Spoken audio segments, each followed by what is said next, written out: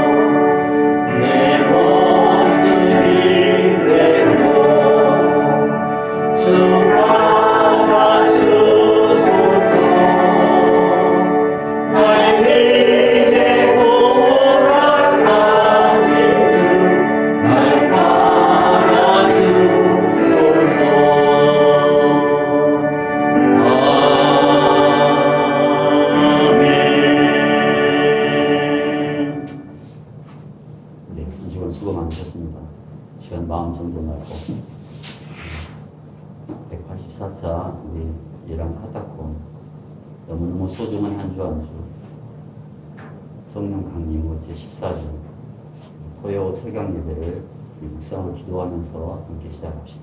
묵상을 기도하겠습니다.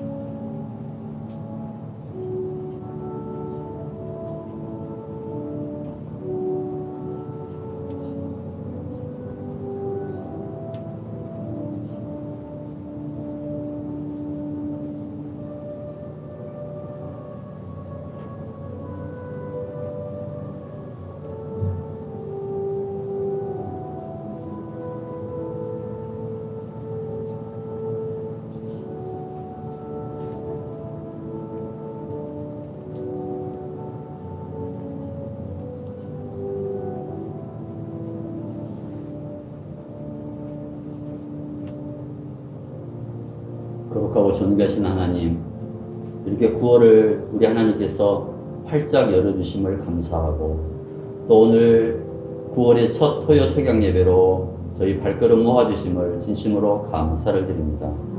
빈손으로 태어난 저희에게 온갖 좋은 선물들을 하나름씩 안겨주신 좋으신 하나님 아버지, 머리 둘 곳 없는 저희에게 따뜻한 가정도 주시고, 예배드릴 수 있는 교회와 살아갈 터전을 허락해 주심을 진심으로 또한 감사를 드립니다. 어딜 가야 좋을지 삶의 방향 잃어버린 저희를 직접 일일이 찾아오셔서 길이요 진리요 생명이신 예수님만 따르게 하심도 진심으로 감사를 드립니다. 하나님, 말씀과 예배를 통하여 우리의 가는 길이 모든 사람들에게 더욱 선명하게 드러나 그 길이 십자가의 길, 살 길임을 다 보게 하여 주시옵소서.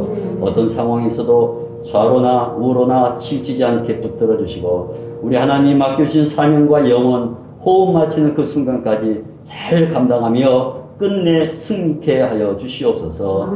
지난 길고 길었던 여름, 그 피곤함과 아픔은 모두 다 날려버리고, 이 풍성한 가을, 말씀도 충만, 은혜 충만, 성령도 충만함으로 우리 몸과 심령이 잘 치유되어 건강하게 회복되는 복된 계절 맞이하게 하여 주옵소서. 이 저녁에도 오직 하나님만 영광 받으시오며, 이 모든 기도 주 예수 그리스도 이름으로 기도드리오며, 시편 31편 21절과 22절 말씀으로 다시 한번 하나님께 간구드리오니, 여호와를 찬송할지어다. 견고한 성에서 그의 놀라운 사랑을 내게 보이셨음이로다. 내가 놀라서 말하기를 주의 목전에서 끊어졌다 하였사오나, 내가 주께 부르짖을 때 주께서 나의 간구하는 소리를 들으셨나이다. 아멘. 오직 여호와는 이 성전에 계시니 온 땅은 그 앞에서 잠잠하라. 하나님은 영이시니 예배하는 자가 영과 진리로 예배할지니라. 아멘. 우리 신앙을 사도신경으로 고백합시다.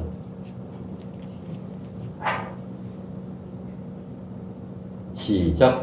나는 전능하신 아버지 하나님, 천지의 창조주를 믿습니다. 나는 그의 유일하신 아들, 우리 주 예수 그리스도를 믿습니다.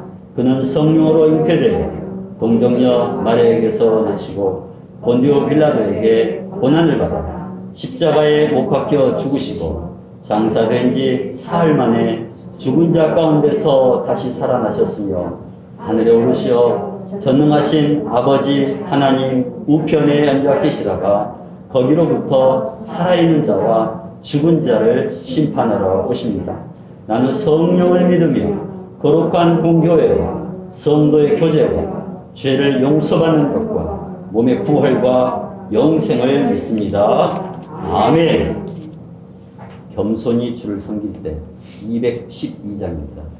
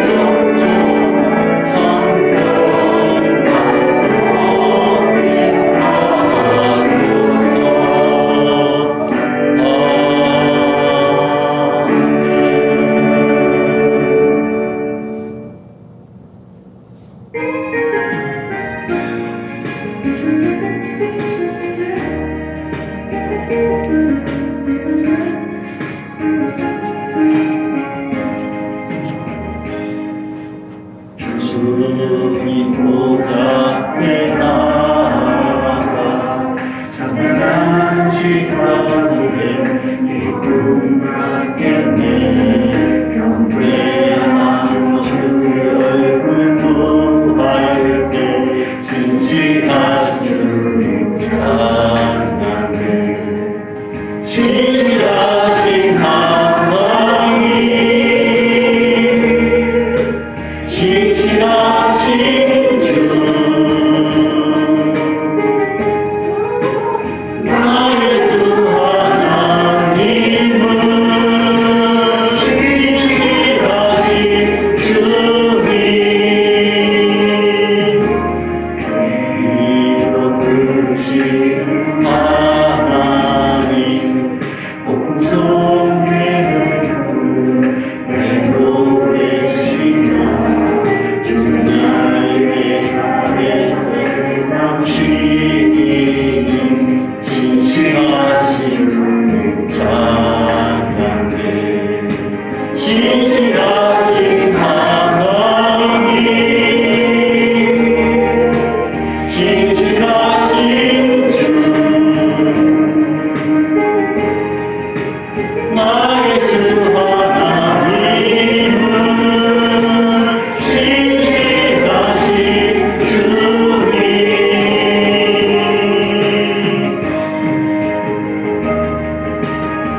영원한 내려주신 하나님 거룩한 자를 위로하게 하소서 나의 영생의 주께서 사랑하는 선하니 진실하신 주님 찬양해 진실하신 하나님 진실하신 주 나의 주 하나님은 진실하신 주님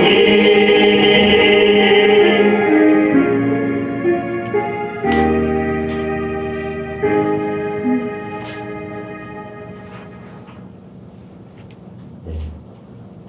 시간에는 우리 예수님께서 제자들에게 또 우리들에게 가르치신 주기도문을 함께 드리겠습니다. 하늘에 계신 우리 아버지 시작.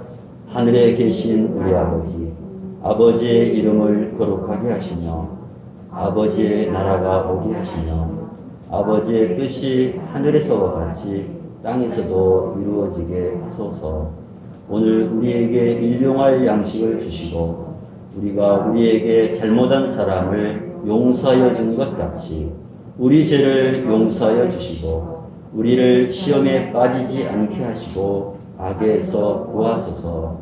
나라와 권능과 영광이 영원히 아버지의 것입니다. 아멘.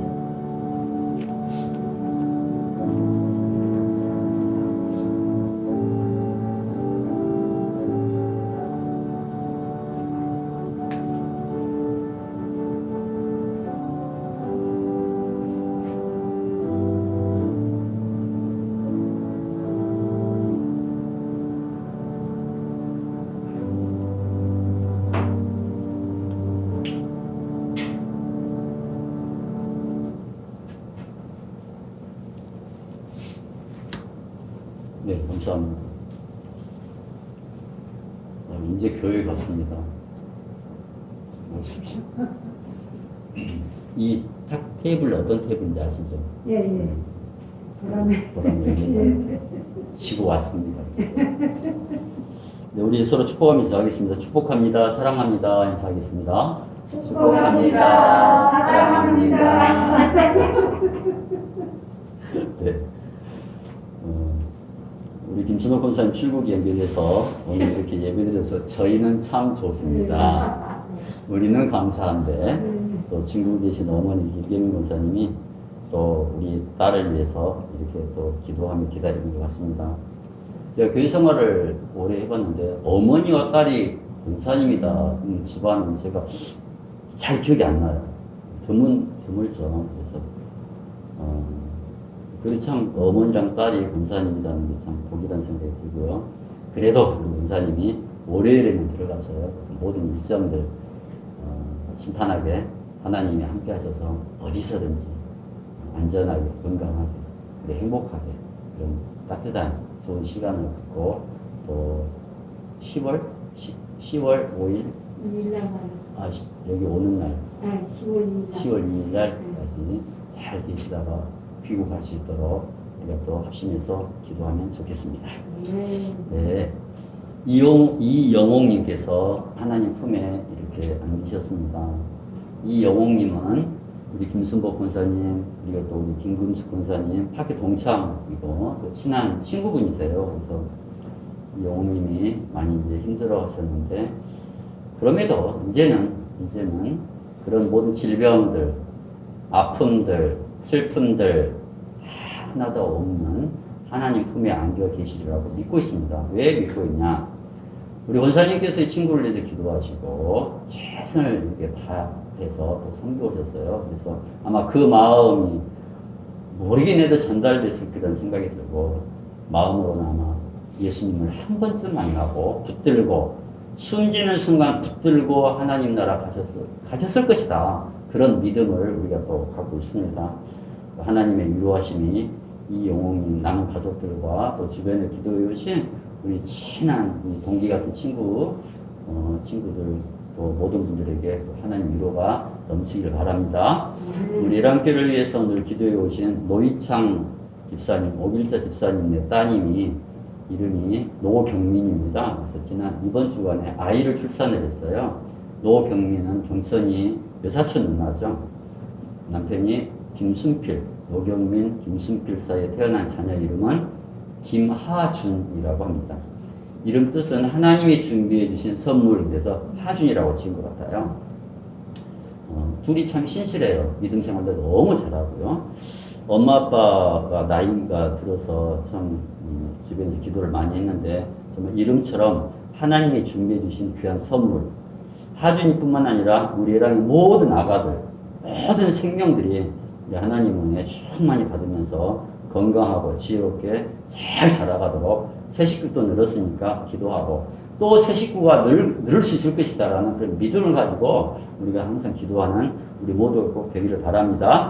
지난 화요일 김기선 권사님 짐들이 모두 이렇게 빠져나갔습니다.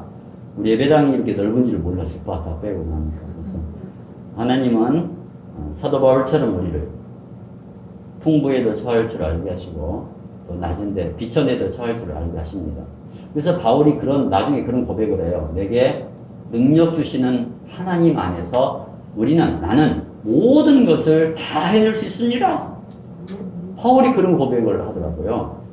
그런 이제 돌아보면 우리도 아까 이제 예배 전에 우리 김순복 권사님이 진솔하게 말씀을 하셨는데, 돌아보면 우리 개인의 삶도 가정도 교회도요, 사람의 계획이나 노력으로 된 것이 아니었습니다. 사람이 힘이 더해지면 더해질수록 고단하기만 해요. 그래서 하나님은 한 치의 오차도 없이 지금까지 물론 사람을 통해서 그 애씀을 통해서 다 이루어주셨는데, 하나님의 섭리가 거기에 있었어요. 왜냐하면 하나님의 일은 사람이 하는 게 아니라 하나님이 하시기 때문에 그렇습니다. 그래서 이후에도 더 멋지고 더 포근한 것으로 인도해 줄 줄 믿고 지금은 잠잠히 기도하고 있습니다. 10월 둘째 주, 그래서 10월 8일부터 예배 장소를 변경합니다. 날짜도 예상이에요. 장소도 예상이고, 미리 말씀드리면 예배 장소는 서울시 여성플라자 4층입니다. 서울시 여성플라자는 서울시에서 이렇게 지원을 하고 관리하는 출연기관입니다. 4층 올라가 보면 밤에 오시겠지만은 환경이 깨끗하고 너무 조용해서 예배 드리기에는 최적의 장소입니다. 우리 예람교회 상황이 코로나 터지면서 변할 수 있겠다는 생각이 들면서 제가 여러 가지들을 많이 마음으로 놓고 기도했습니다. 제일 먼저 이 옷을 입지 않았습니다. 그때 사복을 입고 제가 예배를 인도했습니다. 그것은 뭐냐면 다시 밑바닥부터 이제 시작을 해서 하나님 어떻게 인도하실까? 하나님 과연 나를 통해서 말씀이 전해지게 할까? 성도님이 오실까? 여러 가지를 생각하면서 장소는 또 어떻게 하지? 그러면서 이제 생각하기를 또 그 서울시 여성플라자를 그걸 보면서도 여기서도 예배를 드릴 수 있겠다. 언젠가는 상황이 변하면은 2, 3년 전에 마음속에 제가 찜을 해둔 곳입니다. 그래서 우리 랑교회 상황이 이렇게 이제 변하고 그래서 그쪽으로 가서 예배를 드릴 예정이고요. 위치는 대방역 3번 출구에서 약 100m 정도입니다. 그래서 교통도 매우 편리합니다. 주차시설도 100대 이상 주차할 수 있어서 특히 주일날이나 공휴일은 무료입니다. 처음 오시는 날은 경천이 엄마가 기다리고 있다가 함께 들어오시면 될 거고요. 지금으로서는 거의 확정적이지만 그러나 이번 한 달 동안에 변화가 있으면은 그 변화된 사항을 또다시 말씀드리도록 하겠습니다. 제가 말씀드리는 이유는 이거 이제 어디로 가지 불안해할까봐 이렇게 염려 마시라고 이렇게 구체적으로 말씀을 드립니다. 어디다 초점을 맞췄느냐? 가급적 저랑 함께 있는 사람들은 저는 좀 고단하더라도 저도 고단하지도 않아요. 예배 드리는 데에는 가급적 불편함이 없도록 하는데 가장 최우선 초점을 맞췄습니다. 그래서 성도님들이 어떤 상황에서도 누치하게 만들고 그냥 낙심하게 만들고 싶진 않아요. 내 주변 사람들이요 그냥 다 어떻게든 좀 행복했으면 좋겠어요. 가족들도 그렇고 성도들도 그렇고. 그래서 한 몇 분이라도 이렇게 최선을 다해서 잘 준비해서 섬기도록 그렇게 할 것이고, 새밥을 지어주고 싶어요. 새밥을. 따뜻한 새밥. 그리고 가장 좋은 것을 여러분들한테 제공을 해드리고 싶습니다. 그래서 모두가 여기까지 오시느라고 힘은 드시지만은 마음들을, 그 힘든 마음들을 다 내려놓으시고, 하나님이 또 다른 은혜를 준비하고 계실 거야 라고 생각하면서 힘차게, 이따 차장하겠지만은 힘차게 예수님 따라가는 저 여러분들 꼭 되기를 바랍니다. 다음 주 185차 예랑 카타콤 예배는 9월 10일 주일 오전 10시 50분 혼비 401호에서 이곳에서 주일 오전 예배로 드립니다. 자, 이 시간에 다시 한번 인사합시다. 성령 충만하십시오. 강건하십시오. 인사하겠습니다. 성령 충만하십시오. 강건하십시오. 네, 중국 잘 다녀오십시오. 아멘. 네, 우리 다 함께 일어서셔서 번제로 우리 하나님을 찬양합시다. 예배는 쓸 찬양들.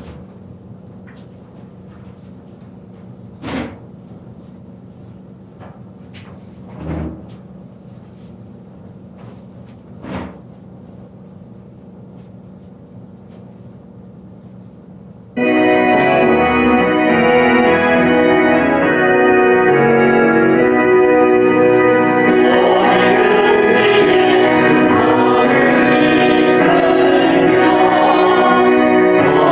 이끌며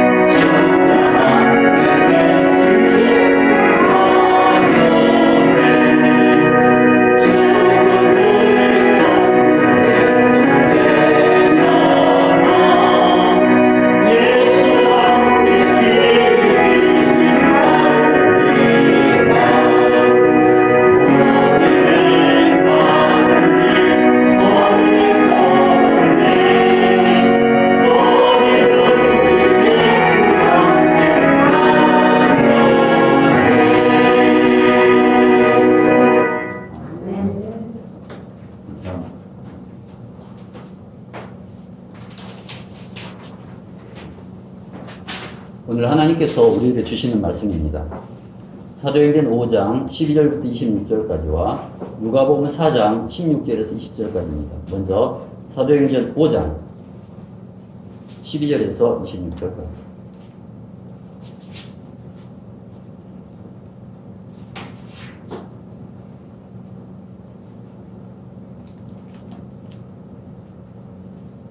이제 합독합시다.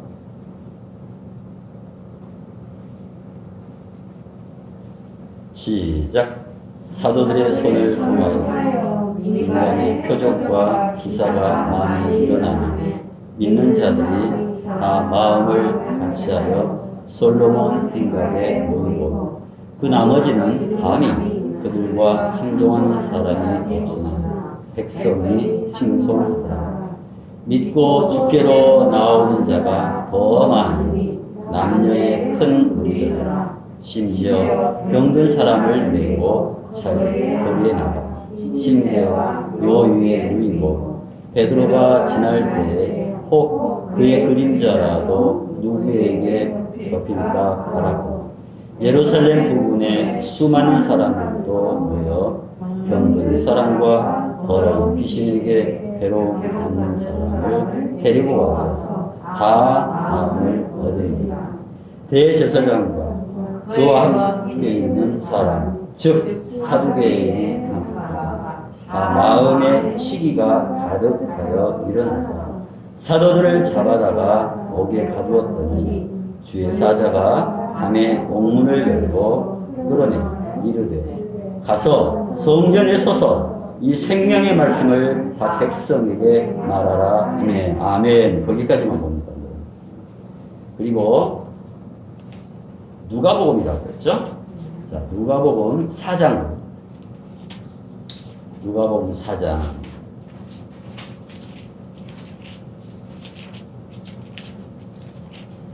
16절에서 20절까지. 누가복음 4장 16절에서 20절까지.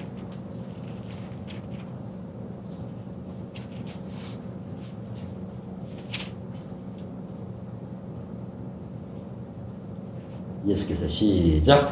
예수께서 그 자라나신 곳 나사렛에 이르사 안식일에 늘 하시던 대로 회당에 들어가서 성경을 읽으려고 서심해 선지자 이사야의 글을 들이거늘 책을 펴서 이렇게 기록된 데를 찾으시니 곧 주의 성령이 내게 임하셨으니 이는 가난한 자에게 복음을 전하게 하시려고 내게 기름을 부으시고 나를 보내사 포로된 자에게 자유, 눈먼 자에게 다시 보게 함을 전파하며 눌린 자를 자유롭게 하고 주의 은혜의 해를 전파하게 하려 하심이라 하였더라.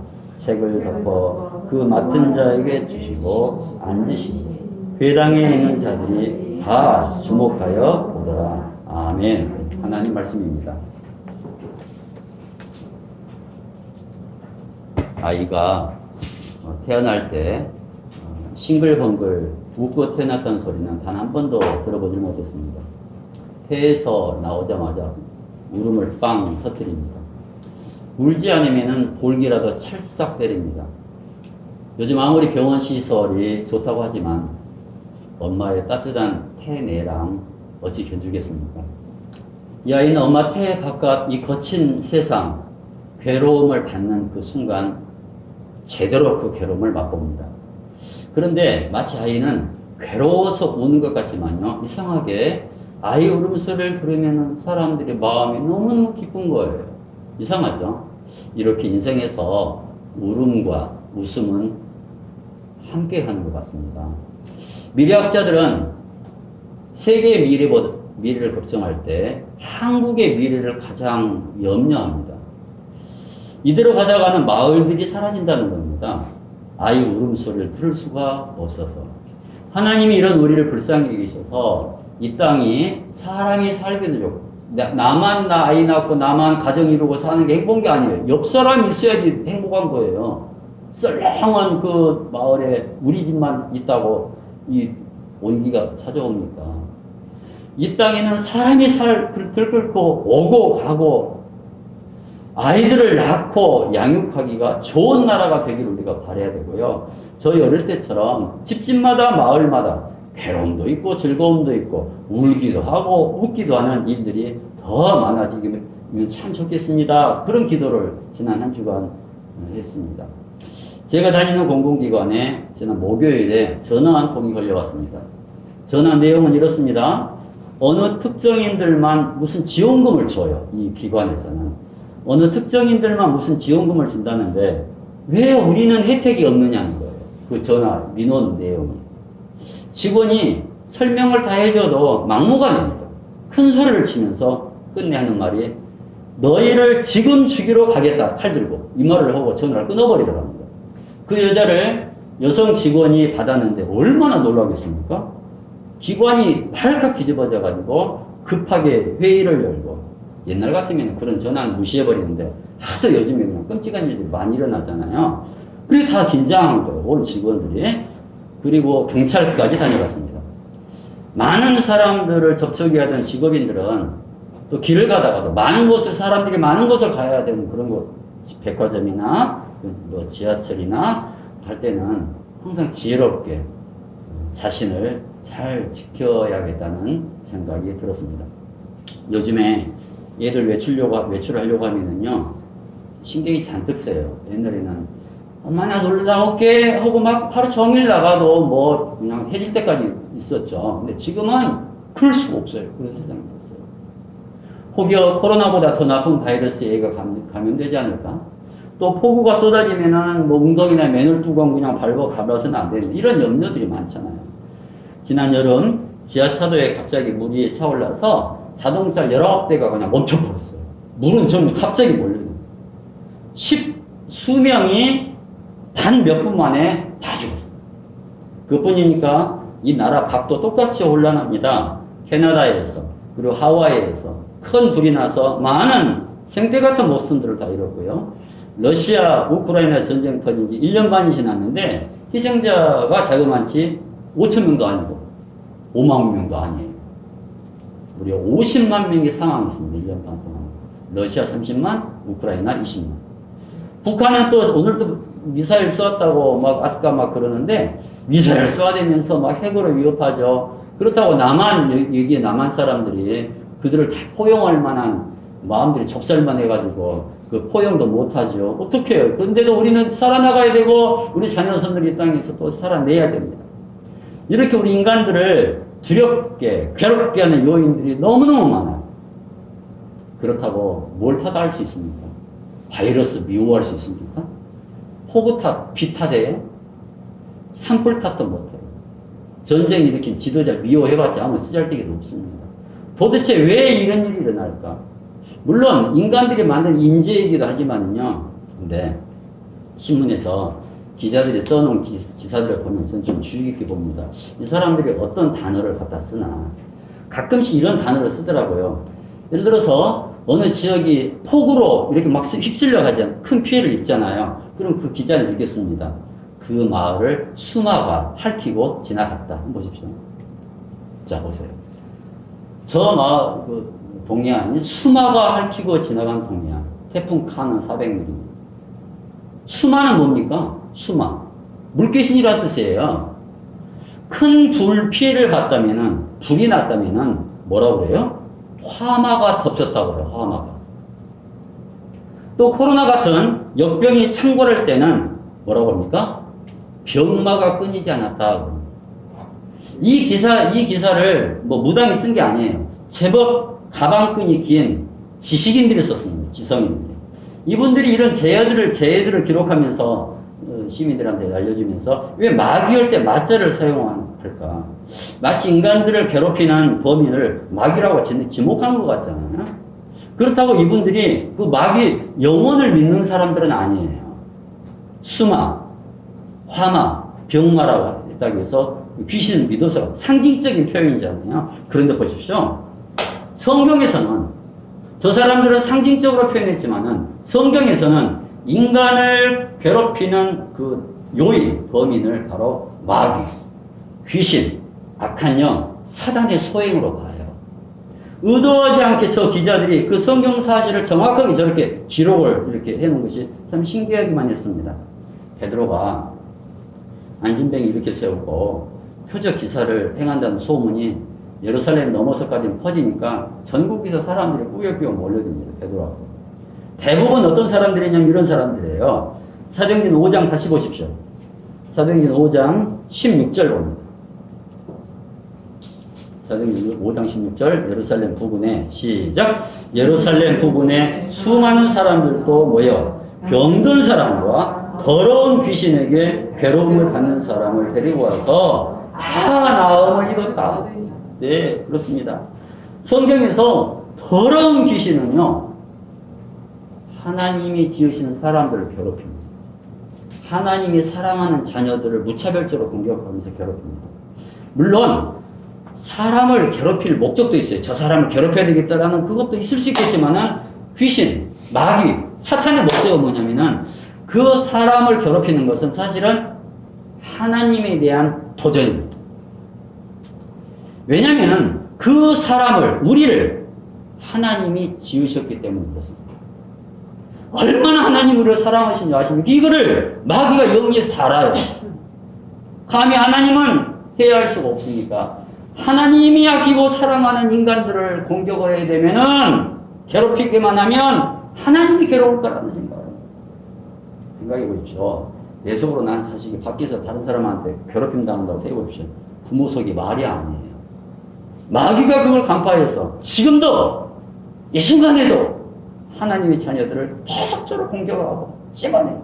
가만두질 않아요. 왜요? 하나님 대적하려고. 이 마귀들은 인간 괴롭히는 데는 수단 방법 안 가려요. 기자들이 이야기했던 똑같아요. 화마, 수마, 또 뭐예요? 방마, 병마. 그렇다면 또 다른 그 지성인들은 이런 질문을 해요. 아니, 지난 3년여 동안 인간 괴롭혔던 코로나 역병도 마귀 짓이야? 그렇게 말합니다. 누가 그렇게 물으면은요, 막 설명하려고 있으지 마세요. 사람마다 생각이 다르니까. 근데요, 성경을 알지도 못하고, 믿지도 않는 일부 그 과학자들, 진화론자들, 생태학자들까지도 이구동성으로 말하는 게 있어요. 인간들이 더 가지려는 탐욕 때문에 자연을 무분별하게 훼손시켰다. 인간이 하나님이 주신 생태, 조물주가 지은, 조물주라고 그러죠. 조물주가 지은 생태계를 지독하게 파괴시켜서 코로나19가 이 인간 세상에 퍼지게 됐다고. 마귀는요, 언제 제일 역사하냐면은 인간이 탐욕 부릴 때. 탐욕 부릴 때 역사를 하거든요. 주변을 사물을 이용해서, 사람을 이용해서, 어떤 물질을 이용해서, 세균을 이용해서, 전쟁을 통해서, 지구 이런 온난화, 이 열대어를 통해서, 이렇게 더러운 마귀가 외부에서 사람을 공격해서 인간이 괴롭기도 하고요. 인간의 내면까지 들어와 앉아서 그 사람을 아무 때나 찔러대는데요. 인간의 내면에서 그를 얼마나 괴롭히는지 성경에 기록되어 있어요. 여러분 잘 아시는 말씀입니다. 마가복음 5장 거라사 군대 귀신 들린 사람이 그 괴로움을 잘 보입니다. 5장 1절부터 읽어봅시다. 이런 일이 있었습니다. 시작. 예수께서 바다 건너편 거라사인의 지방에 이르러 배에서 나오시매 곧 더러운 귀신 들린 사람이 무덤 사이에서 나와 예수를 만나니라. 그 사람은 무덤 사이에 거처하는데 이제는 아무도 그를 쇠사슬로도 맬 수 없게 되었으니 이는 그 여러 번 고랑과 쇠사슬에 매었어도 쇠사슬을 끊고 고랑을 깨뜨렸음이라. 그리하여 아무도 그를 제어할 힘이 없는지라. 밤낮 무덤 사이에서 산에서나 늘 소리 지르며 돌로 자기의 몸을 해치고 있었더라. 저 정도로 괴로움을 표현을 해요. 더러운 귀신이 저렇게 괴롭히는 거예요. 문제는 인간에게 괴로운 일들은요, 이 세상에 발전하면 발전할수록, 풍요로우면 풍요로울수록, 인간에게 괴로운 일들은 앞으로 점점 많아진다는 것입니다. 점점 많아지는데, 그것에 대해서 아무도 그렇지 않다고 말을 못해요. 왜 그렇습니까? 왜 인간은 불현듯 괴로움을 느껴야 됩니까? 평안하다가도 그 괴로움이 스치듯 지나가지 않습니까? 잘 생각해 보면은요, 똑같은 상황, 똑같은 일인데도 괴로움이 더 극심할 때가 있어요. 이 괴로움은 뭐 목사성도 안 가려요. 그 괴로움이 싹 지나가는 거예요. 그때가 언제인 줄 아십니까? 그때가 언제냐면 사람이 그 순간 하나님의 다스림을 받지 않을 때입니다. 내가 괴롭고 내가 힘들고 그럴 때는 그 순간 하나님 잠시 나와버릴 때예요. 경종입니다. 괴로움은 영적인 경종입니다. 사람이 하나님의 지배를 받지 않으면 어떤 일이 벌어지냐면요, 또 다른 무언가를 자꾸 의지하고 붙잡게 돼 있어요. 그러면 그것이 나를 지배를 해버려요. 하나님이 나를 지배 안 하면 다른 것이 나를 지배해요. 다른 것이 뭐예요? 이것도 저것도 아닌 중간지대가 없어요. 인간이 사는 일은. 이건 정말 중요합니다. 우리는 너무 연약해서 쉽게 의지를 해버립니다. 둘 중 하나를 우리는 지배를 받게 돼 있어요. 여기에 대해서 이따 다시 한번 말씀드리겠습니다. 너무 중요하니까. 옛날 사람들은 더러운 귀신을 대비하는 방식이 독특했습니다. 저는 어릴 때 그걸 다 봤어요.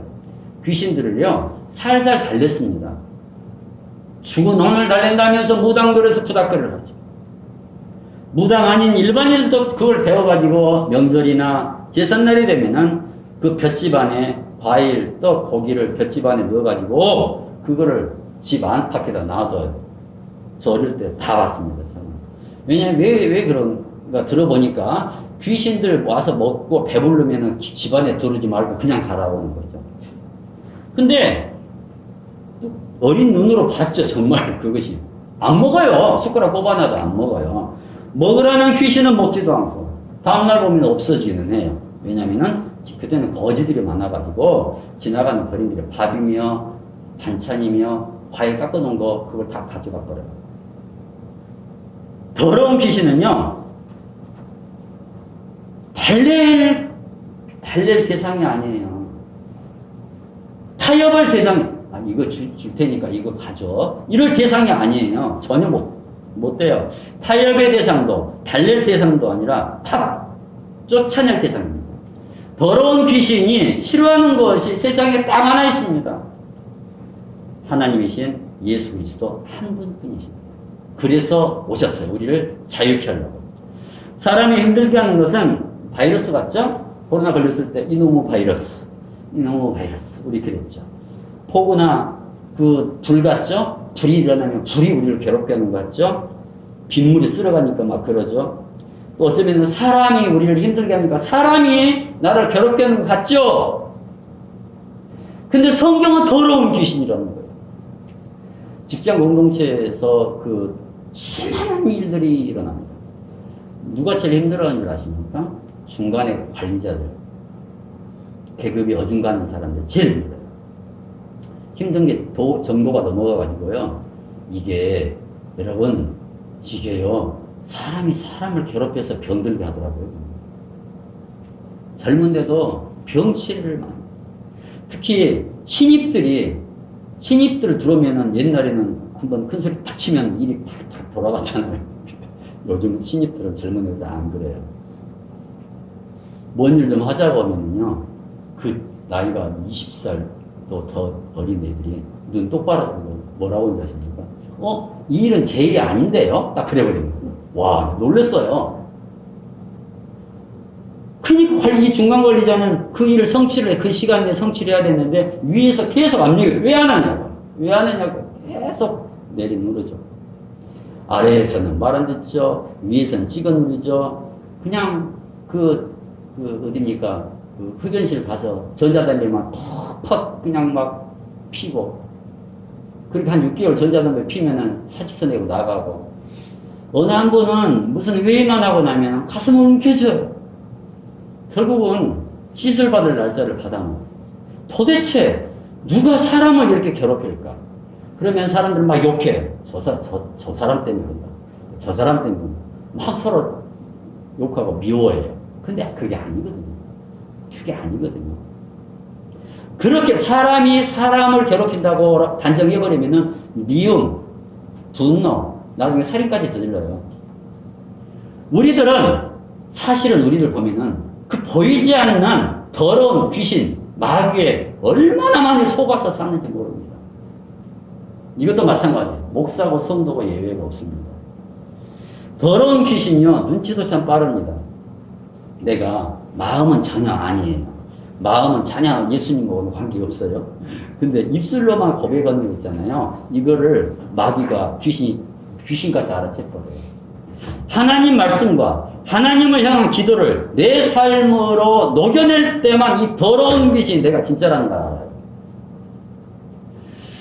그때는 우리를 괴롭히지 않고 그때 쫓겨가야 되는 거예요. 뭘로 쫓아냅니까? 저 십자가 갖다가 보여주면 쫓아납니까? 천만의 말씀이 그 영화예요. 성경 말씀 아니 이 글자들인데 이게 무슨 능력이 있을까? 여러분, 사람들은 그렇게 생각해서 성경을 가벼이 여기는데요. 그 생각은 완전히 틀렸습니다. 완전히 잘못됐습니다. 성경은 일반 문학책도 아니고 기사도 아닙니다. 살아있는 하나님의 말씀이라고 우리는 이제 관념적으로 알고 있죠. 말씀이 예수님이시라. 하나님 말씀이 예수님이시라는 거. 지난주 읽은 말씀. 요한복음 1장 다시 한번 가져봤습니다. 요한복음 1장 1절부터. 태초에 시작. 태초에 말씀이 계시니라. 이 말씀이 하나님과 함께 계셨으니 이 말씀은 곧 하나님이십니다. 그가 태초에 하나님과 함께 계셨고 만물이 그로 말미암아 지은 바 되었으니 지은 것이 하나도 그가 없이는 된 것이 없습니다. 자, 사람들은요, 어떤 특별한 장소에서만 예수님을 만나는 줄만 압니다. 특정한 장소에서. 또는 이런 질문을 받았어요. 어떻게 해야 예수님을 만날 수 있느냐는 질문도 받았습니다. 여러분, 예수님은 저 멀리서 찾을 수가 없습니다. 그래서 14절, 요한복음 1장 14절에 이렇게 말씀합니다. 시작. 말씀이 육신이 되어 우리 가운데 거하시며, 다시 한번 시작. 말씀이 육신이 되어 우리 가운데 거하심에 우리가 그의 영광을 보니 아버지의 독생자의 영광이요 은혜와 진리가 충만하더라. 아멘. 저도 처음에 예수님이 누굴까? 다 예수님이 있는데요. 그 하나님을 또 봤대요. 자기는 또 천사도 봤대요. 도대체 예수님이 어디 계시나? 그래서 젊은 날 여기저기 다 기웃거려서 봤습니다. 이단교회도 가서 예배를 드려보고, 우리 강에 처진 탄티에 가서도 그냥 떼굴떼굴 부르면서도 해보고, 기도원도 가서도 맨날면서 금식도 해보고, 다른 사람들은 어떤 경험을 통해서 만났는지는 잘 모르겠어요, 저는. 근데 만났다 보니까. 근데 저는요, 성경 말씀을 묵상하면서 예수님을 만났습니다. 20대 때부터 60대까지. 40년이죠. 평신도 때도 그랬지만은 저는 사역자 때도 그랬습니다. 성경 말씀을 통하지 않고 다른 곳에서 과연 예수를 만날 수 있을까? 저는 항상 물음표를 합니다. 누가 그런다고 그러면 저는 그래? 글쎄? 그건 네 방법이겠지. 저는 거의 불가능하다고 말할 수가 있어요. 그렇게 말하고 있습니다. 물론 제가 이 말은요, 어디 기록된 것도 아니고 저의 어떤 신앙적인 경험을 말하면서 하나님 나라 가면 그 말이 틀렸다 라고 말씀하실지 몰라도 제가 아는 모든 영적인 상식을 총동원해 보면은 성경 말씀을 통하지 않고 다른 곳에서는 결단코 예수님을 만날 수가 없다. 말씀을 통하지 않으면은 좀 맞는 것 같아도, 충만한 것 같아도 늘 갈급한 신앙생활을 하게 됩니다. 이게 맞나? 내가 결혼을 했나? 그거 똑같아. 그러면 우리가 인간이 예수님을 만나지 못하면 무슨 일이 일어날까? 여러분, 예수님을 만나지 못하면 나는 예수님의 다스림을 받지 못해요. 잠시 다녀가게 해서는 안 돼요. 그래서 잠시 충만해서는 안 돼요. 꼭 기억하십시오. 아까 말했죠. 중간지대는 없다고. 그 비어있는 틈에 더러운 귀신들이 7마리 더 데리고 와서 또 들어와서 또 아리 틀고 있어요. 우리가 예수님 다스림 받지 못한다는 것은 다른 뭔가에 끌려가고 있다는 거예요. 아무리 뭐 무슨 글로리아 찬양대 뭐 이렇게 뭐 하늘을 날아도 예수님을 말씀을 통해서 예수를 만나지 못하면은 그것은 쇼에 불과합니다. 예수님 다스림 받지 않으면은 반드시 그 사람은 더러운 귀신의 영향을 받아요. 지배를 받아요. 그 순간부터 더러운 귀신은 그를 괴롭히기 시작합니다. 왜 사람들은 불행할까? 왜 사람들은 괴로워할까? 참 궁금하죠. 설교 준비하다가 언젠가 어느 의사가 했던 말이 기억이 나요. 병원은 인간의 생로병사를 다 들여다볼 수 있는 치열한 그 전쟁터라고.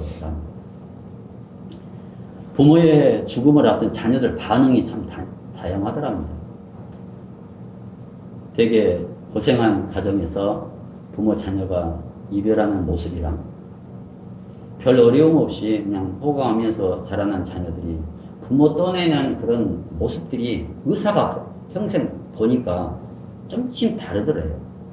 그러면서 하시는 말씀이 다는 아닙니다. 그래요. 다 일반화시킬 수는 없지만은 되게 이렇답니다. 예를 들어주더라고요. 어느 딸이 자기 어머니 떠내보냈는데 근데 그 살아오는 과정에 딸도 병 걸렸고 엄마도 병 걸렸어요. 근데 그 병이 의료보험이 되는 그런 그 병이라면은 적은 비용으로도 치유가 되는데 그런 병이 아니었대요. 병원비가 없어져가지고 둘 다 제대로 치료를 받지 못했어요. 그런 가난한 집 딸이 부모가 얼마나 원망스러울까. 지 병도 못 고치면서 내 병도 못 고쳐주네. 그런데도 그런 모습을 봤대요. 임종을 지켜보면서 그 딸이 뭐라고 고백을 하십니까? 엄마 얼굴을 이렇게 수건을 닦아주면서 엄마가 그동안 계셔서 나는 행복했어. 언제 숨질지 모를 어머니랑 밤을 새워가면서 이야기를 해요. 못하는 이야기. 그렇게 아쉽게 헤어지더랍니다. 오늘 사람들이 괴로워하고 불행해하고 그 느끼는 요인이 눈에 보이는 이런 화려한 것만은 아닐 때가 참 많다. 이분 말씀이 그래요. 그렇다면 앞으로 괴로움이 더해질 거라 했는데 그 말은 자연재해가 더 많아지고 전쟁 또 물질 부족만이 아니라 우리 마음을 마구 소용돌이 치는 그 보이지 않는 그것, 심리학자들은 그것을 상처라고 합니다. 의사나 뇌과학자들은 호르몬 때문이라고 합니다. 그러나 성경은 아예 직설적으로 까놓고 말합니다. 더러운 귀신 때문이라고. 다 치료를 해야 돼요. 상처 심리 상담 치료도 해야 되고 호르몬 치료도 약물 치료도 해야 되고 그리고 더러운 귀신을 그리스도의 보혈로 쫓아내요. 이 더러운 귀신이 똑같은 상황에서도 사람을 더 괴롭게 하고 더 불행하게 만든다고. 그렇다면 우리 남은 평생에 할 일이 있구나. 아, 내가 할 일이 있구나. 아, 그러라고 하나님이 나를 보내셨구나. 우리와 우리 자녀선들을 괴롭힐 수 있는 이 더러운 귀신이랑 대적해서 우리 주변 사랑하는 사람들, 그 영혼들, 그 괴로움에서 구원해내는 일이 오늘 말씀 제목처럼 저 우리들의 마지막 사명이지 않을까. 지난 한 주간 말씀 묵상하면서 그렇게 기도했고 그렇게 결심했고 내 생명 끝나는 날까지 우리는 그렇게 살 것이다. 2000년 전 사도들이 지금 그런 일을 하고 있는 거예요. 괴로워하는 영혼들을 구원해내고 있습니다. 이것이 하나님을 섬기고 그리스도를 따르는 사도들 할 일이고 교회의 사명이에요. 교회의 사명. 유대교가 하나님을 예배하는 곳입니다. 유대교는 하나님을 제사합니다. 하나님께서 유대교를 통해서 그 백성들을 사랑하셨습니다. 유대 종교 지도자들은 그렇다면은 그 영혼을 살리는 일을 해야 돼요. 그런데 다음 말씀 17절 보십시오. 유대 종교자들이 그 속마음이 드러나요. 자, 16절부터 18절까지 읽어보세요. 어떤 그 유대 종교 지도자들이 하나님을 섬기는 유대교인들이 무슨 마음을 갖고 있는지 시작. 예루살렘 부근에 수많은 사람들도 모여 병든 사람과 더러운 귀신에게 괴로움 받는 사람을 데리고 와서 다 나음을 얻으니라. 17절 시작. 대제사장과 그와 함께 있는 사람 즉 사두개인의 당파가 다 마음에 시기가 가득하여 일어나서 사도들을 잡아다가 옥에 가둬버렸다. 하나님을 섬기고 예배하는 유대교가 이런 일들을 해요. 17절 대제사장들이나 대제사장 안나스일 가능성이 높습니다. 당시 안나스 같은 사람은요, 범접을 못할 정도로 위인들이에요. 유대 백성들에게 영적인 지도자뿐만 아니라 정신적인 지도자, 심지어는 정치적인 지도자이기도 해요. 핍박받고, 나라가 없으니까 서론받고, 고통받고, 괴로움받는 유대인들이 누구를 의지합니까? 누구를 의지해야 됩니까? 그만큼 그 시대의 영적 지도자, 대제사장 역할이 막중합니다. 그들은 그런 백성들의 아픔, 눈물을, 괴로움은 아랑곳하지 않고 오히려 괴로워하는 백성들을 고쳐주고 치유해주고 위로해주는 사도들을 그 마음의 시기가 가득했다가 끝내 감옥에 그들을 쳐넣었다고 성경은 기록하고 있습니다. 생각해 보십시오. 불치병 낫고 더러운 귀신 떠나서 치유받고 자료해주면 너무너무 감사하잖아요. 박수 쳐줘야 돼요. 축하하고 불러서 유대교 종파 지도자들을 불러서 사도를 불러서 수고했다, 고맙다, 우리 백성들 이렇게 치료해 주니까. 여러분, 근데 그 일을 하는 사도들 이 표적과 이 기사를 못마땅해 합니다. 이미 이전에도 성전 미문에 앉아서 구걸하는 안전뱅이 거리 이렇게 세웠을 때 그때도 단 한 번도 베드로한테 칭찬의 말을 하지 않았습니다. 오히려 문제를 삼았습니다. 예루살렘 어지럽힌다. 나중에 아나니아 삽비라 사건 이후에 표적 기사가 계속 날마다 일어나니까 지금 두 번째로 시기하고 분노하고 있습니다. 이 사람들은 그 이전부터 그 마음이 배에 꼬였어요. 예수님의 그 치유 기적까지도 이 사람들이 다 태클 건 사람들이에요. 결국 끝내 예수님을 끝내 죽여버렸습니다. 이 사람들이. 괴로워하는 양들과는 위에서 왔는데 위로해주고 치료해주었다고 시기하고 투옥까지 시켰다는 것은요, 하나님을 섬기고 하나님께 제사하고 하나님을 예배하는 유대교의 자세가 아닙니다. 이렇게 사도들하고 당시 기성교회 유대교의 지도자들이 참 대조적이에요. 17절 시기하겠다고 했죠. 이 시기는 그냥 아이고 너는 우리보다 더 뭐 부자야 이런 시기가 아니에요. 이 시기를 원어로 셀롯, 성경에도 나와요. 셀롯의 뜻은 열정, 열심이라는 뜻도 담겨 있습니다. 예수님 제자 가운데 시몬이라는 제자가 있어요. 자주 등장하진 않습니다만 그 시몬 설명할 때 셀러딘이라고 나와요. 열심당원이라는 뜻이에요. 그뿐만 아니라 이 시기라는 단어는 질투, 분노로도 사용됩니다. 이 단어들을 통해서 알 수 있는 교훈이 있어요. 하나님이 우리에게 열정도 주시고 열심도 주셨지만 그 열정과 그 열심의 방향이 잘못되면, 교회의 열심이 방향이 잘못되면 시기에 질투하고 미워하고 흉보고 깎아내리고 심지어 분노하고 머리도 두르고 가서 싸우고. 되게 사람들은 이런 말을 해요. 두려움은 마귀가 주는 마음이라고. 뭐 틀린 말은 아닙니다. 그래서 시기심도 마귀가 주는 마음일 겁니다. 다 맞는 말이에요. 근데요, 이 두려움, 시기심이라든가 이런 거 좋지 않은 마음들을 가만히 연구를 해보면요, 꼭 그렇게 마귀의 것이라고만 그냥 다 버리고 그냥 못 쓸 것이라고 하기가 조금 그렇게 단언하기가 어렵더라고요. 두려움이든 시기심이든 이것을 잘 선용하기만 하면 하나님이 그냥 준 게 아니거든요. 어떤 마음이든지. 하나님이 우리한테 어떤 정서든지 어떤 마음이, 우리가 하나님 형상인데 그냥 준 것이 이유가 있어요. 시기심을 준 이유가 있습니다.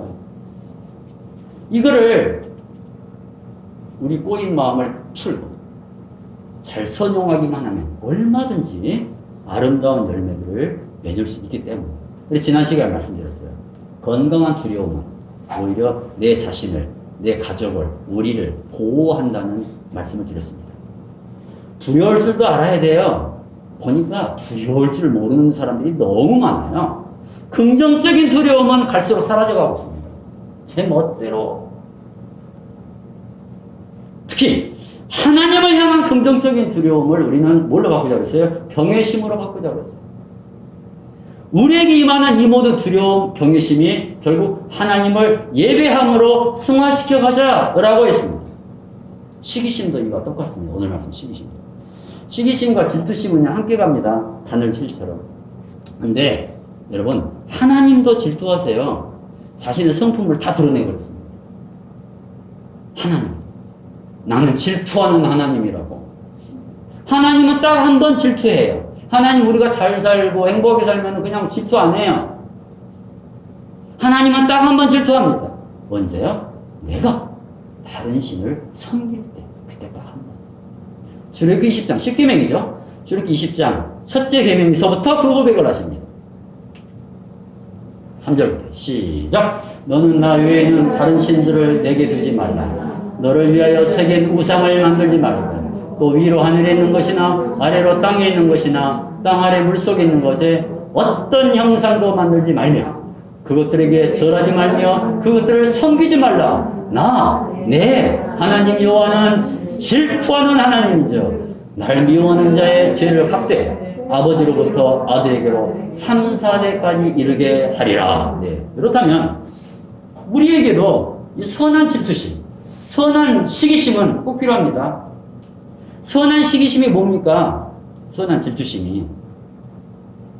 어떻게 하면 하나님의 사랑을 내가 더 많이 받을 수 있을까? 어떻게 하면 나는 남은편에서 하나님 은혜, 하나님 복을 충만히 받을 수 있을까? 누구보다 더 많이 나를 받을 수 있을까? 여러분, 이것 선한 시기심입니다. 어떻게 하면 나도 거룩하여질까? 늘 고민하고 기도하면서 좋은 것들을 닮아갈 때 그런 선한 시기심은 오히려 우리에게 유익하다. 그렇다면 다시 종교 지도자들을 가봅니다. 종교 지도자들이, 유대교 종교 지도자들이 이래야 돼요.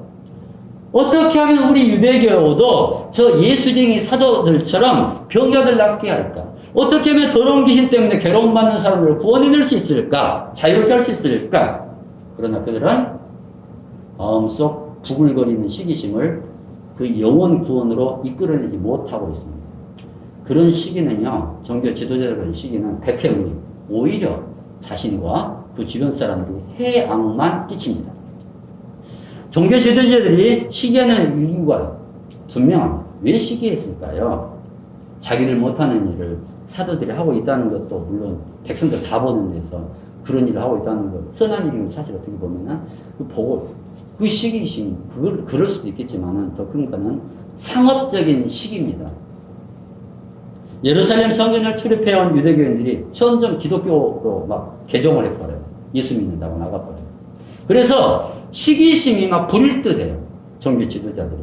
어떻게 하면 병마로, 수마로, 화마로, 더러운 귀신 때문에 고통받는 양들을 치유하고 구원할까 보다는 하나라도 빼앗기지 않으려는 시기심, 탐욕. 예루살렘 교회가 무너지면 큰일 날 거라고 생각해요. 교회가, 건물이 무너지면 큰일 날 거라고 생각해요. 은혜가 없다고 생각하고 하나님이 기적을 베풀지 않는다고 생각해버려요. 그게 시기심. 이런 악한 시기심은 탐욕과 연결됐고, 그래서 사탄이, 마귀가, 귀신이 격동을 해서요, 결국 사도들을 18절에서 투옥시키고야 합니다. 저는 이 말씀 보면서 오늘날 나 자신과 또 우리가 발붙이고 산 이 땅과 나라와 교회 그 말씀 그대로 한번 적용시켜 봤습니다. 오늘날도 여전히 지도자들이 있고 목자들이 있습니다. 우리들이 목자죠. 과연 지도자들이 괴로움을 받는 백성들, 양들을 얼마나 불쌍히 여기고 희생하면서 섬기고 있는가? 우리나라 이인자라고 하는 정치 지도자에게 엊그저께 어떤 국회의원이 이런 질문을 하더라고요. 총리님은 버스비가 얼마인 줄 아십니까? 총리님은 택시비가 얼마인 줄 아십니까? 그랬더니 버스비는 뭐라고 하는지 몰라도 택시비는 이야기를 하더라고요. 많은 국민들이 텔레비로 생방송으로 보고 있는데 한 1,000원쯤 될까요? 이인자, 우리나라 지도자, 이인자, 대통령 다음으로 높은 사람. 그 말씀이 택시비가 1,000원쯤 할까요? 저도 4천 얼마라고만 알고 있는데 저도 이제 잊어먹었습니다.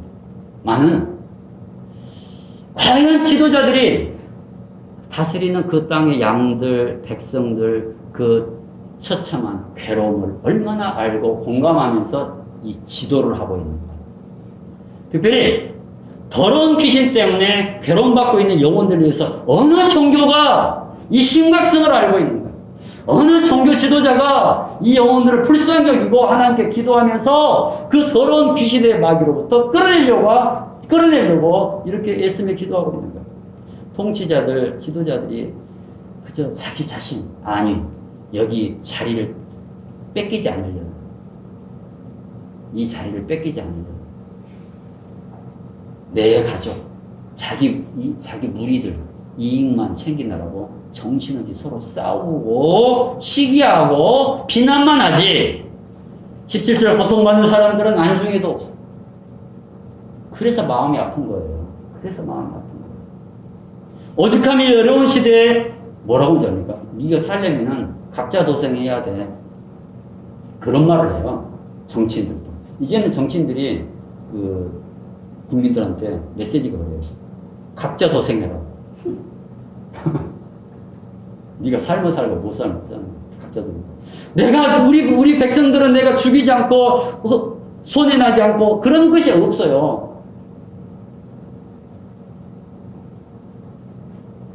그만큼 우리 백성들이 기댈 만한 참 지도자가 드물다는 거예요.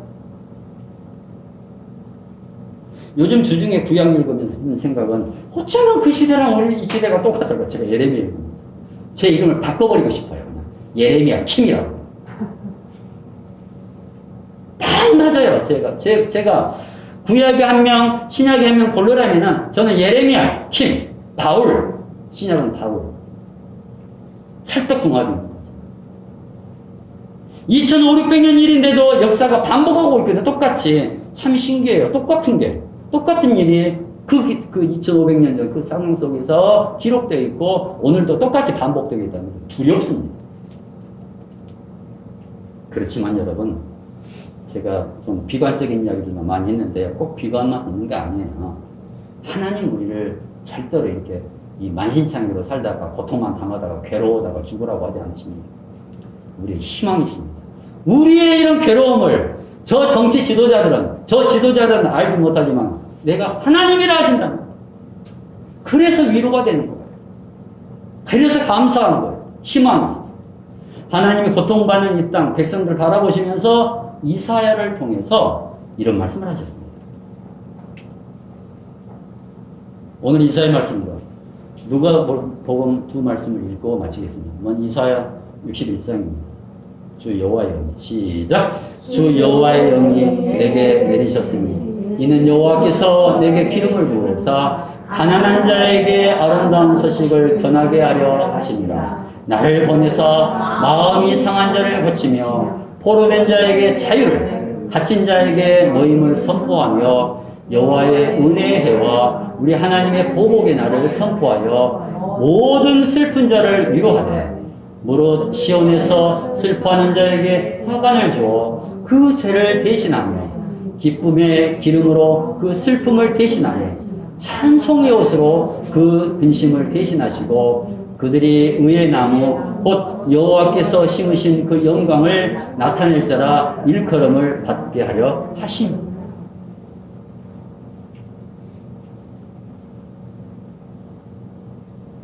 여러분, 이 이사야 말씀을 예수님이 그대로 받아옵니다.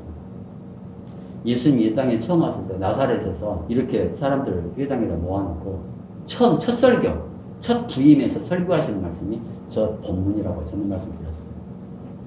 똑같이 말씀하세요. 그렇다면 온 2000년이 지난 오늘 이 시대도 여전히 저 말씀은 예수님 말씀은 유효합니다. 왜 그렇습니까? 역사가 많이 흘렀지만 사람들이 태어나고 죽으면서 잘 변하지 않는다는 거예요. 자, 누가복음 4장 보십시오. 4장 16절부터 20절까지.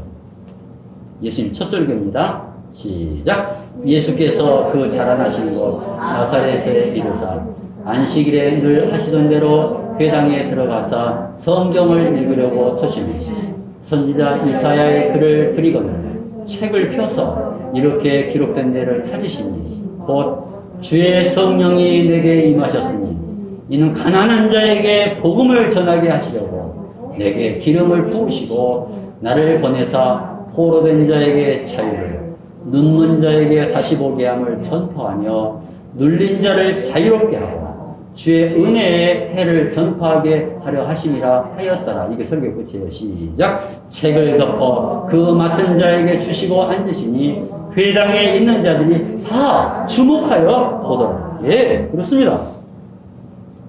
예수님이 오신 목적이에요. 하나님께서 예루살렘 성전을 세우신 목적입니다. 하나님께서 이 땅에 교회를 세우신 목적이고 영적 지도자를 세우신 목적입니다. 오늘 우리들이 살면서 괴로워, 고난이 와도 우리가 염려하지 않을 이유가 있습니다. 내가 아프면은요, 예수님이 함께 아프시다는 거예요. 우리 자식이 아프면은요, 그 아픔이 전해져 와요, 나한테까지. 내가 힘든 일 당하면은요, 성령님이 내 안에서 탄식하고 있어요, 눈물을 흘리면서.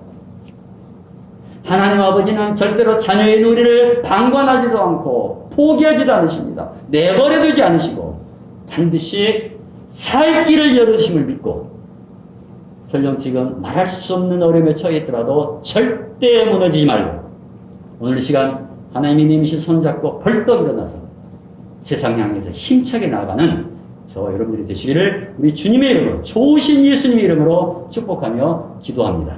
기도하겠습니다. 거룩하고 정결하신 하나님, 오늘 하나님께 올려드린 찬양이 내 삶의 노래가 되게 하소서. 오늘 하나님이 주신 말씀, 우리가 매일 묵상하는 말씀이 내 삶의 등불이 되게 하여 주시옵소서. 하나님, 바쁘고 고단하지만 정신 차려서 우선순위 망각하지 않게 하여 주시옵소서. 먼저 성령님 안에서 내가 먼저 평안하고 자유로워지기를 원합니다. 또한 내 주변에 괴로워하는 사랑하는 영혼들 방치하지 않고 오늘 말씀 사도들처럼 예수님 십자가 보혈 능력의 삶으로 그 괴로운 영혼들을 구원해내는 주님이 주신 사명 잘 감당케 하여 주시옵소서. 그 누구도 내 영혼, 우리 주변 영혼 책임져 주지 못합니다. 그렇다고 우리들도 그 정치인들의 말처럼 각자 도생할 만한 능력도 재주도 없습니다.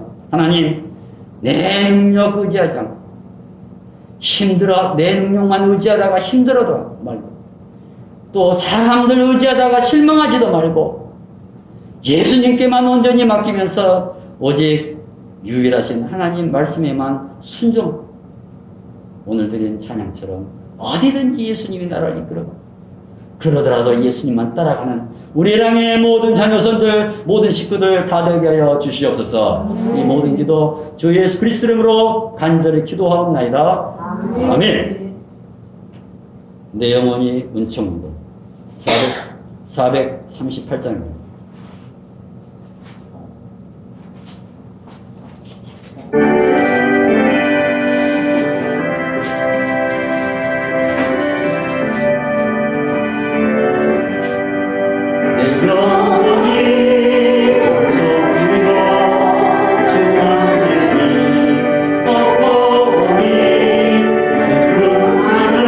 이 세상도 전부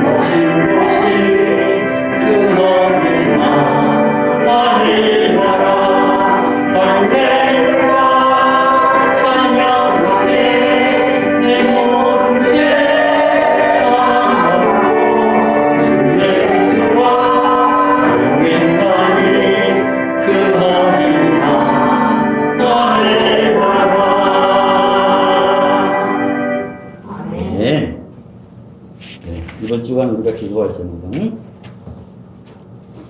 시험에 들지 않게 시험에 들지 않게 우리 자녀들도 우리들도 시험에 들지 않게 야고보서 1장 2절 말씀.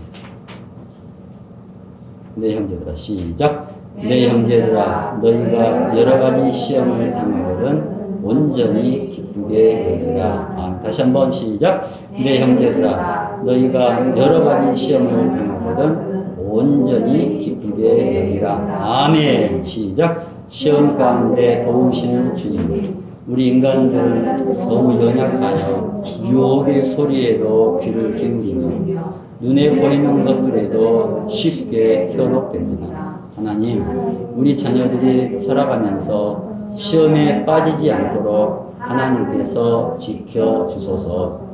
시험을 분별할 수 있는 지혜를 자녀에게 부어주시고 또한 시험을 대적할 말씀의 능력도 더하여 주옵소서. 사랑하는 자녀들이 지식, 명예, 물질만을 쫓다가 시험에 들지 않게 하시고 교만, 유혹, 향락, 탐욕, 정욕의 시험에 들지 않도록 불꽃 같은 눈으로 꼭 지켜주시옵소서. 예수님께서도 시험을 당하셨으나 말씀으로 승리하신 같이 우리와 우리 자녀들도 항상 하나님 말씀으로 잘 무장하여 세상과 마귀를 이기게 하소서. 언제든지 어디서든지 주님의 보호하심 가운데 마귀가 주는 세상 시험은 물리쳐 이기고 하나님이 주시는 연단의 시험은 잘 인내하게 하옵소서. 사랑하는 자녀선들 인생이 어떤 시험 가운데서도 승리하며 스스로 서나가는 모습을 부모요 목자들인 우리들이 바라보며 함께 기뻐하게 하옵소서.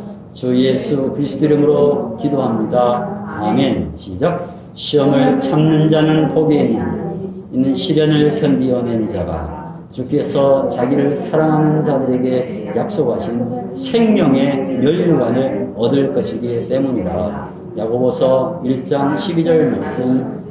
아멘. 아멘. 나의 강제.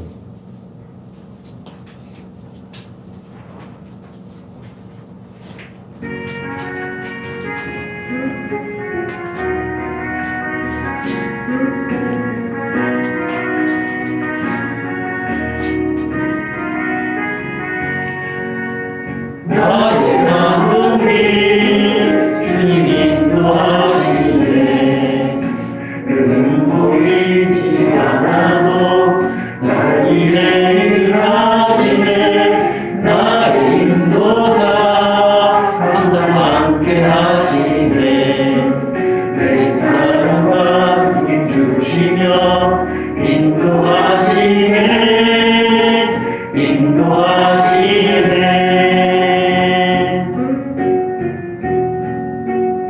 나의 가는 길 주님이 인도하시네.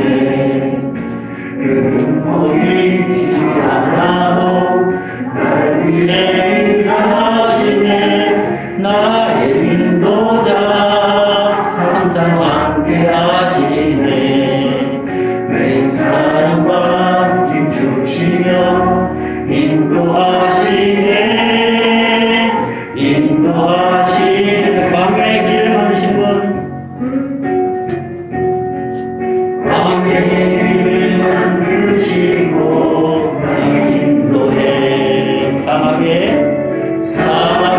낭만 주소서 오라.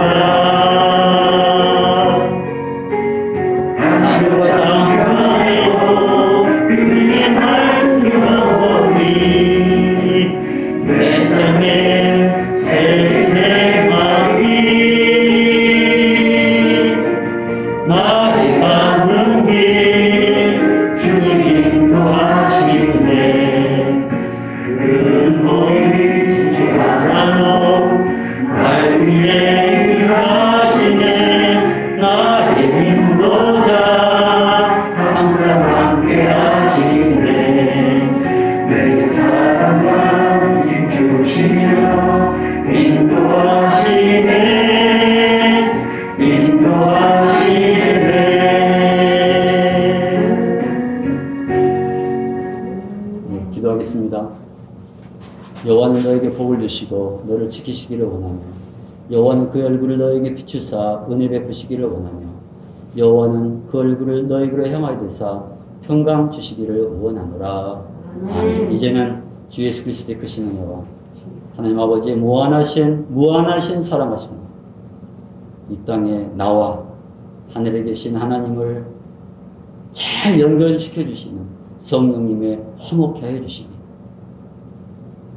나를 섬세하고 이렇게 정교하게 지으신 분도 하나님이시고 나를 이 땅에 보내신 분도 하나님이시고 또한 지난 쉽지 않은 그 광야 사막길 과정에서도 나를 지켜주시고 인도하신 분이 하나님이심을 믿고 고백하는, 또한 오늘 이 예배의 자리까지 그려주신 모든 일들이 하나님의 표적임을 알고 감사하며 특별히 죽음에서 부활이 가장 큰 표적임을 알고 믿고 기대하는 오늘 예배드린 예배자들과 섬기는 가정들, 온 가족들, 또 하나님이 우리 어른들 품에 안겨주신 사랑하는 자녀손들, 또 이번 주간 세상에 태어나 모두에게 기쁨을 준 김하준 사랑하는 자녀 머리 위에 특별히 안타깝게 오랜 질병으로 고생했으나 이제 하나님 품에서 평안하게 안식하고 있을 이 영호 귀한 하나님의 딸, 남은 모든 유가족들 함께 마음 다해 기도해온 그 어릴 적부터 함께 지내온 동창들, 그 모든 영혼들 위해 이제로부터 영원까지 함께 하시기를 간절히 축원하옵나이다. 아멘.